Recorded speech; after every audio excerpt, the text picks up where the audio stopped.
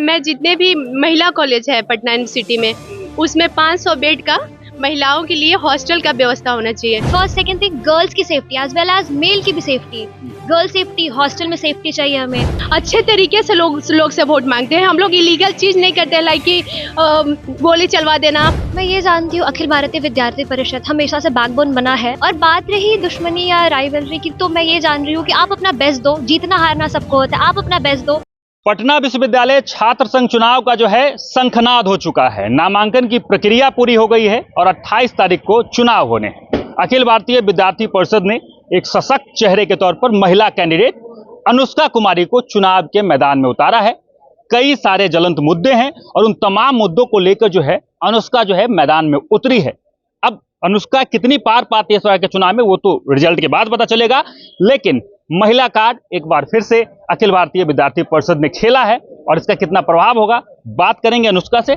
अनुष्का चुनावी मैदान में उतर चुकी हैं, क्या कुछ विजन लेकर इस बार आप चुनाव में आई हैं? जी, मेरा विजन ये है कि पटना विश्वविद्यालय में जितना छात्रावास है उसमें बहुत तरीके का समस्याएं हैं। जैसे उन लोगों को फ्री वाईफाई नहीं मिलती है, अच्छे तरीके का हॉस्टल में फैसिलिटी नहीं मिलती है।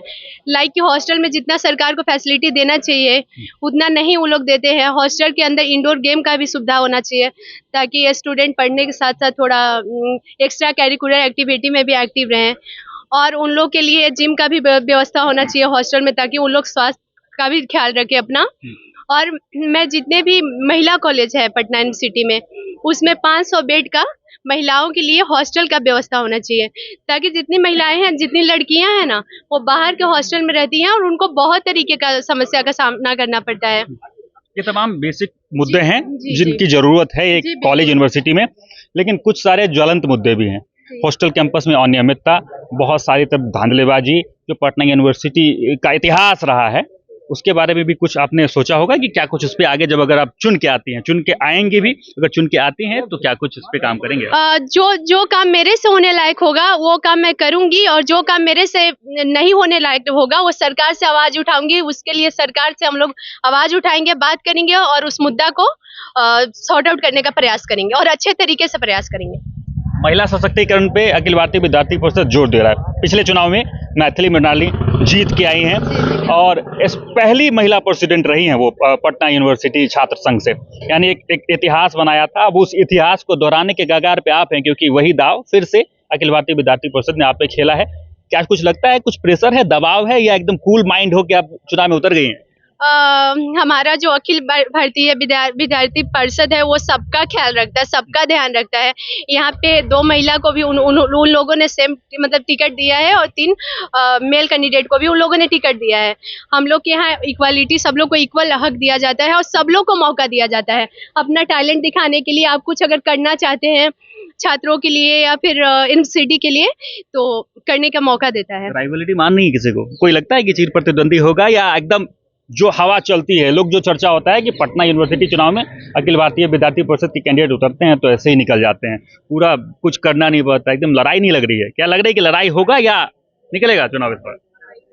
चुनाव तो जीतेंगे हम लोग और 100% हम लोग चुनाव जीत रहे हैं, क्योंकि हम लोग का जिस तरीके का हम लोग पॉजिटिव चीजों को, पॉजिटिव मुद्दे को उठाते हैं।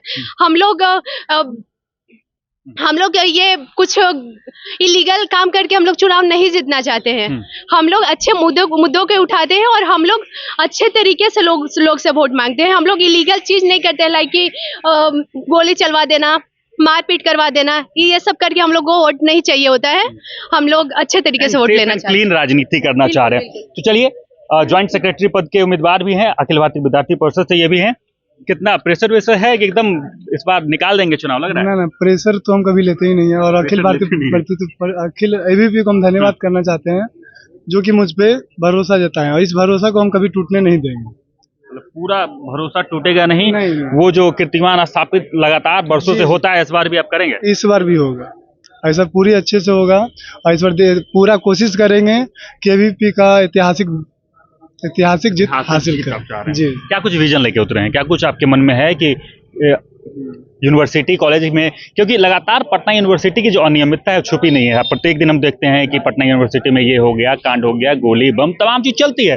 तो क्या कुछ उस सब चीज को लेकर कोई रोड मैप, ब्लूप्रिंट तैयार किया आपने? वो मुद्दा देखिए, हमारे एबीपी का जो भी मैनिफेस्टो में दिया गया है उस पे हम लोग रहेंगे। जो उनका मुद्दा वो हमारा मुद्दा, हम लोग संगठन से जुड़े हुए हैं। चलिए, महिला कैंडिडेट और भी हैं, आप किस पद के लिए हैं? जी नमस्कार, पटना विश्वविद्यालय, हम प्रिया सिंह, महासचिव के उम्मीदवार, अखिल भारतीय विद्यार्थी परिषद से।